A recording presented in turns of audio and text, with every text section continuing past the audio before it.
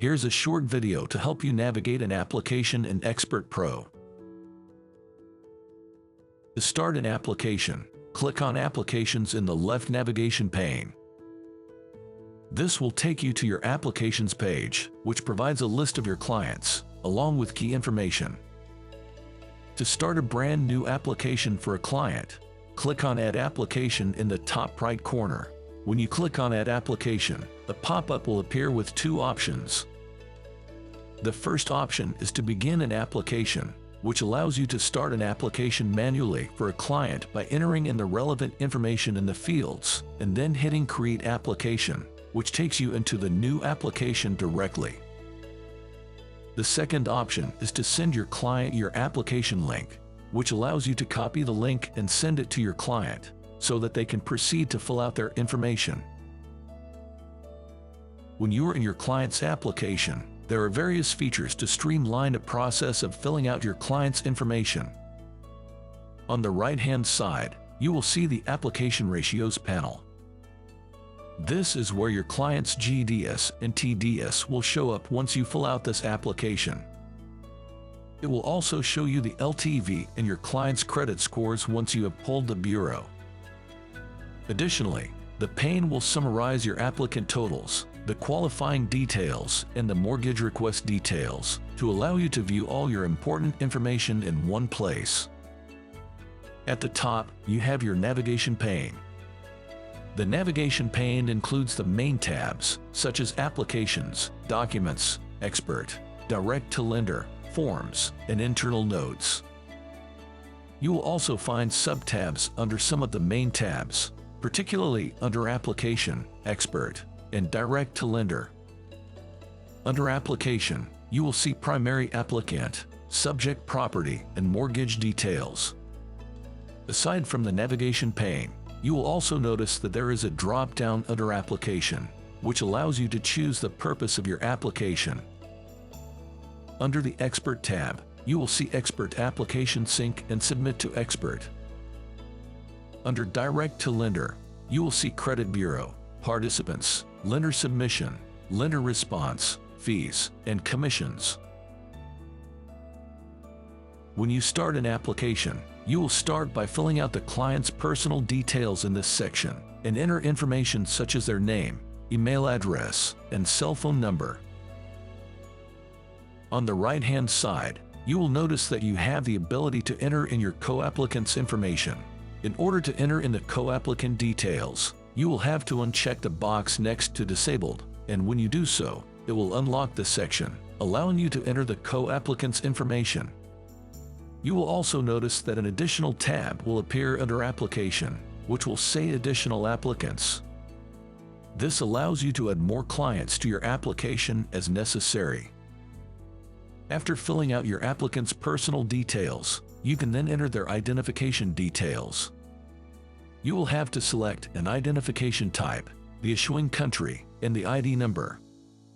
You can add multiple identification documents if necessary. Next is the Address section.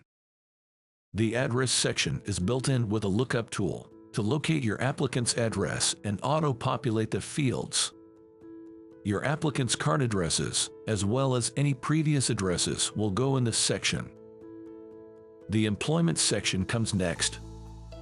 You will have to fill out some of the fields in this section manually. However, the Address lookup allows you to auto-populate the address in this section.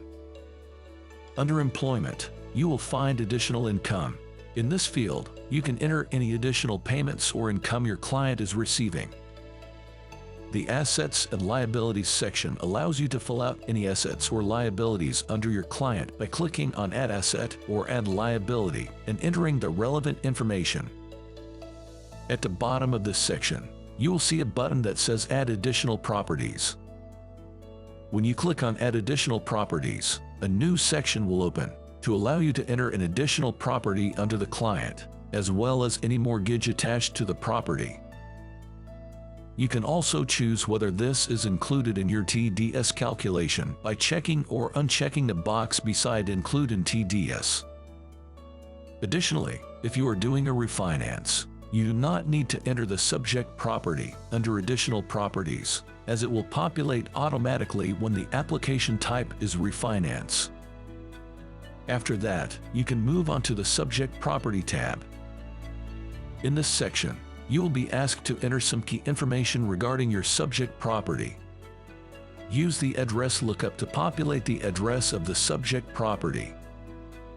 It will then ask you to enter the MLS information and indicate if there is an MLS listing for the property. Make sure you have your property details, such as the purchase date, property type, and construction type ready as you move into the property details section and fill it out as required in your case. You will then be asked to enter the property taxes, the occupancy, the property fees, and property value. Ensure that these details are filled out accurately, as they will directly contribute to your GDS and TDS ratios. You are now ready to go into the mortgage request details section. You will first be asked to enter down payment information, which will allow you to choose a source from the drop-down, enter the description, and then the amount.